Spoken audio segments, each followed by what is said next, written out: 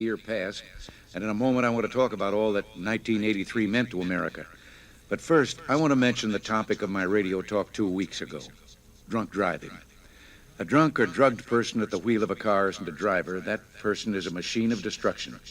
So let's enjoy all the wonderful celebrations that go with New Year's Eve, but please, when we drive, let's drive sober. 1983 was the 207th year for our grand old republic. Though the year had its measure of hardship and even tragedy, it was a time when we Americans acted with courage, self-confidence, and vigor. We had reason to feel glad. America was on the mend, and as our economy regained strength, we watched the progress of a sparkling recovery, one of the strongest recoveries in 20 years. I said from the beginning it would take time for our economic program to work. You can't cure 25 years of failed economic policies overnight.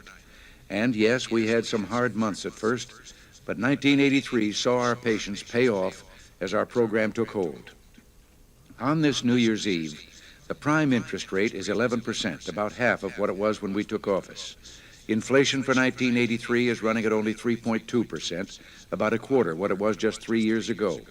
Housing starts are running 60% higher than on this day last year. 1983 saw the stock market reach new highs as it pumped vast new funds into the economy and raised the value of pension funds where millions of working Americans have their savings. During 1982, American manufacturers sold 5.8 million new cars. This year, they've sold 6.7 million. As our basic industries and agriculture gain new strength, American ingenuity and enterprise are creating whole new industries. Industries like robotics and bioengineering. Just a few years ago, home computers were unheard of. At the end of 1982, American companies had sold some 2.5 million home computers.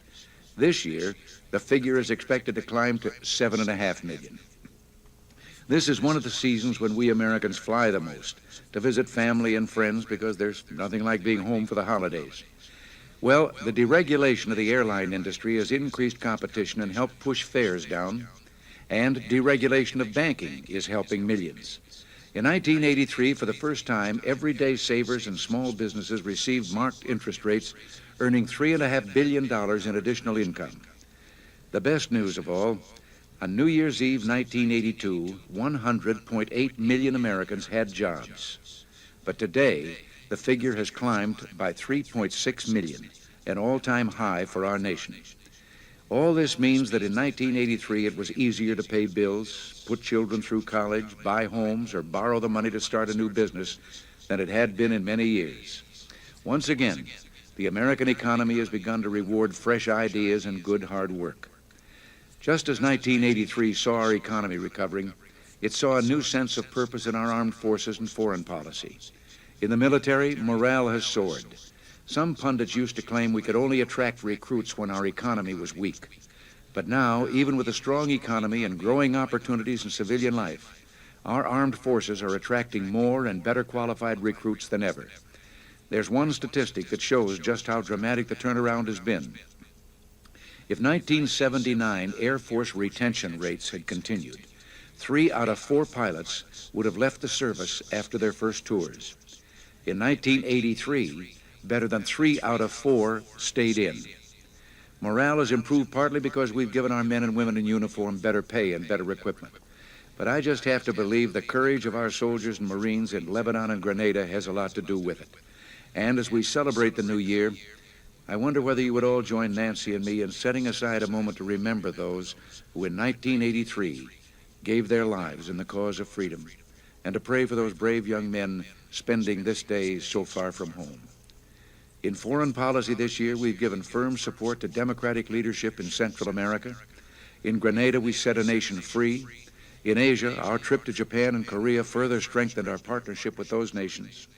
In Europe, 1983 saw the NATO alliance pass through harsh trials, but the alliance has emerged more firmly united than ever, more ardent in the cause of freedom and peace, more dedicated to the paths of deterrence and dialogue.